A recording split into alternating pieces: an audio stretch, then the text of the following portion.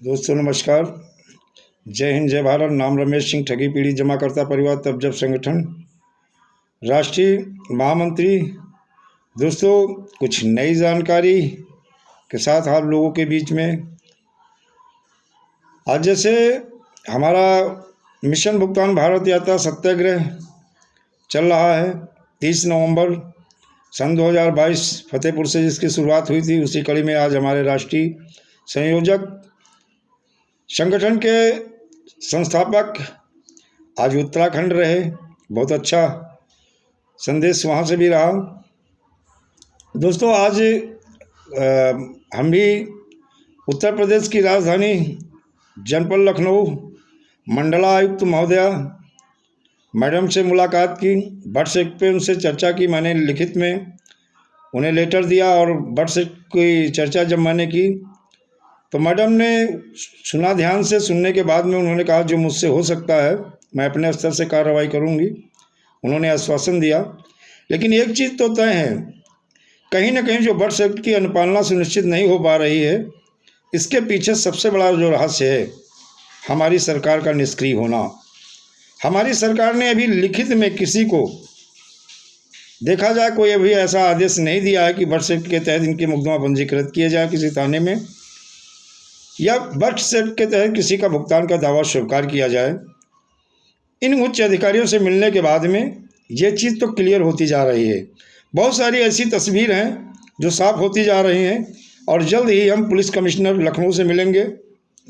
जो जगह जगह पे हमारे पीड़ित जो कार्यकर्ता साथी हैं, जैसे आज भी हमारे पास हसनगंज से फ़ोन आया सूर्य प्रताप सिंह का। उन्होंने बताया कि सर ऐसा ऐसा मामला है, किसी निवेशक ने एजेंट के खिलाफ प्रार्थना पत्र दिया।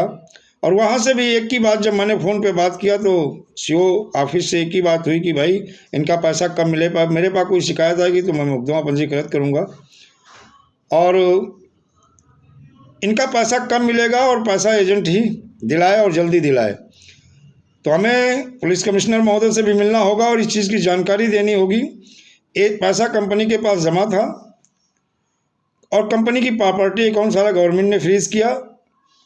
आज की डेट में चाहे सेबी हो, चाहे कोई लिक्विडेटर हो, चाहे लोढ़ा कमेटी हो या अथॉरिटी हो, इनके पास पैसा 16-17 से भी कई कंपनियों का है, जो कि मैंने राइट टू इंफॉर्मेशन के माध्यम से जानकारी ली है। मेरे पास उसकी लिस्ट है। तो दोस्तों ये पैसा इन अथॉरिटियों के पास है, एजेंट कहाँ से अपने पास से पैसा देगा। मैं निवेशकों से भी एक प्रार्थना करूँगा कि आप जो कार्य कर रहे हो, आप किसी एजेंट के खिलाफ अगर प्रार्थना पत्र दे रहे हो, आप जानते तो हो कि पैसा एजेंट के पास नहीं, कंपनी के पास है। आपसे यही अनुरोध करेंगे कि आप जो काम एजेंट के खिलाफ कर रहे हो, यही काम आप इन ठगों के खिलाफ हो। मैंने पहले भी बताया था, ये ठग जो है कहीं ना कहीं राजनीतिक पार्टियां ने संरक्षण दे रखा है। कई ऐसी क्रेडिट कोऑपरेटिव सोसाइटी हैं, कई ऐसी ठग कंपनी है जिनमें राजनीतिक संरक्षण देखा जाए। और राजनीतिक पार्टी के वर्तमान सरकार जो हमारी है भाजपा के, उनके नेता भी सम्मिलित हैं और उनके वो फाउंडर मेंबर भी हैं और कंपनी के सीएमडी भी हैं।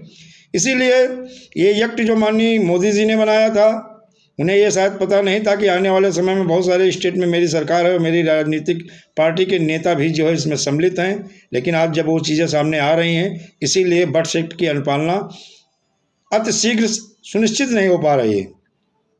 और एक चीज़ है, अगर एजेंट के खिलाफ एफआईआर दर्ज होती है, उसे जेल भेजा जाता है, तो किसी निवेशक का पैसा मिलने वाला, क्योंकि बचाने वाला कौन है? अगर पैसा मिलना शुरू होगा कौन बताएगा? एजेंट ही बताएगा।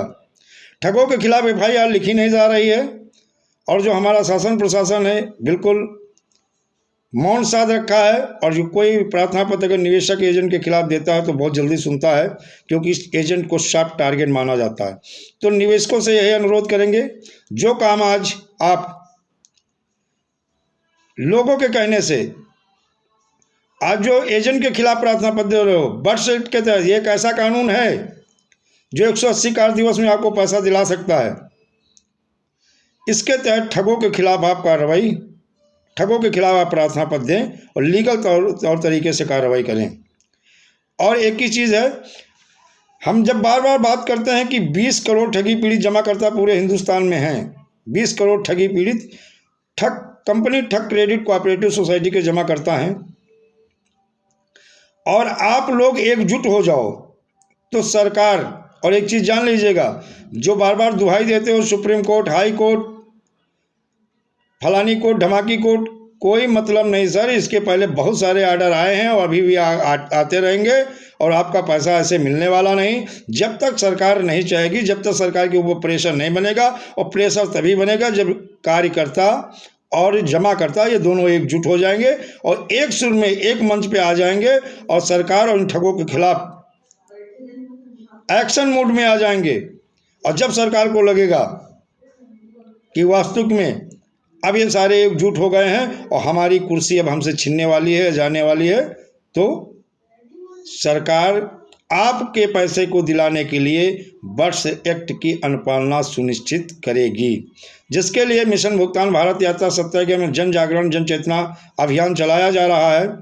और दोस्तों अच्छी खबरें भी हैं और कुछ न निवेशक के हित में है और न कार्यकर्ता के हित में है। आने वाले वीडियो में आपको उसकी भी जानकारी देंगे। जो क्रेडिट कोऑपरेटिव सोसाइटी हैं, क्या इसका पैसा कैसे मिलेगा या नहीं मिलेगा, इसमें क्या क्या वीक पॉइंट हैं जो कार्यकर्ताओं को भी नहीं पता था और ना ही निवेशकों को पता था। और ये जानबूझ के योजनाबद्ध तरीके से कार्यकर्ताओं को टारगेट किया गया है, एजेंटों को टारगेट किया गया और निवेशकों को टारगेट किया गया, और ये जानबूझ के, इसमें कहीं ना कहीं हमारी राजनीतिक पार्टियां भी शामिल है। इसके आगे हम वीडियो बनाएंगे, आप लोगों को बताएंगे। लेकिन दोस्तों आज भी मेरे पास कई ऐसे न्यूज़ें हैं जो कि क्रेडिट कोऑपरेटिव सोसाइटी की हैं, जो जिन्होंने लिख करके माननीय कृषि मंत्रालय भारत सरकार को भेजा था, वहाँ से भी जो है बताया गया। ये सेंटर रजिस्ट्रार का मामला है। सेंटर रजिस्ट्रार में जब लिखित में शिकायत की गई, 2 साल 3 हो गए हैं, अभी तक सेंटर रजिस्ट्रार एक ही बहाना कर रहा है कि अब हम ये मामला आपका हाई कोर्ट भेज रहे हैं। 3 साल से सेंटर रजिस्ट्रार दिल्ली के हाई कोर्ट दिल्ली नहीं भेज पाए हैं। अब सोच लो, इस तरह से जो लापरवाही बढ़ती जा रही है तो कब पैसा मिलेगा। इसके लिए विकल्प मात्र एक ही है, आप सारे लोग एकजुट हो जाओ और एकजुट होकर के सरकार के खिलाफ और इन ठगों के खिलाफ आपको अभियान छेड़ना होगा, एक मंच पे आना होगा और चुनाव का संपूर्ण बहिष्कार करना होगा।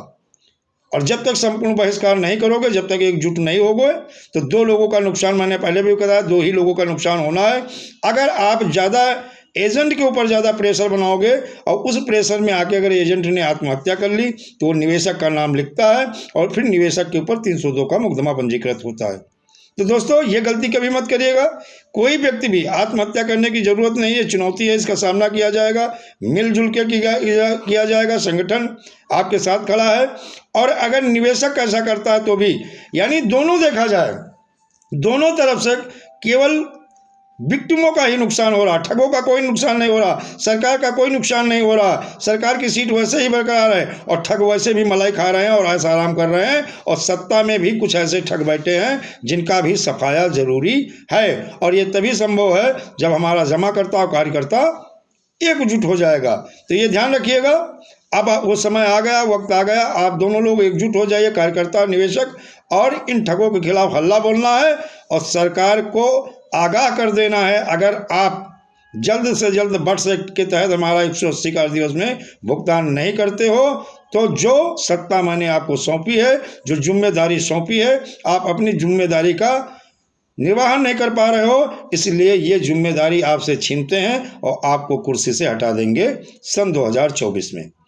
ये एक संकल्प, दृढ़ संकल्प ले लो सारे लोग और एकजुट हो जाओ, एक मंच पे आ जाओ। ये संगठन और हम हर पीढ़ी जमाकर्ता, हर पीढ़ी कार्यकर्ता के साथ हैं। दोस्तों वीडियो बहुत ज़्यादा लंबा हो जाएगा, इसलिए नेक्स्ट जो जानकारी क्रेडिट कोऑपरेटिव सोसाइटी पे हम देने वाले हैं, जिसके पुख्ता प्रूफ साबुत हैं, और वो वीडियो में बहुत सारी जानकारी देंगे जो ऐसी है, जो विधि सम्मत तरीका है, जो लीगल तरीका है, पैसा कैसे मिलेगा, इन ठगों ने और सरकार ने हमें कैसे गुमराह किया है, इसकी भी जानकारी देंगे।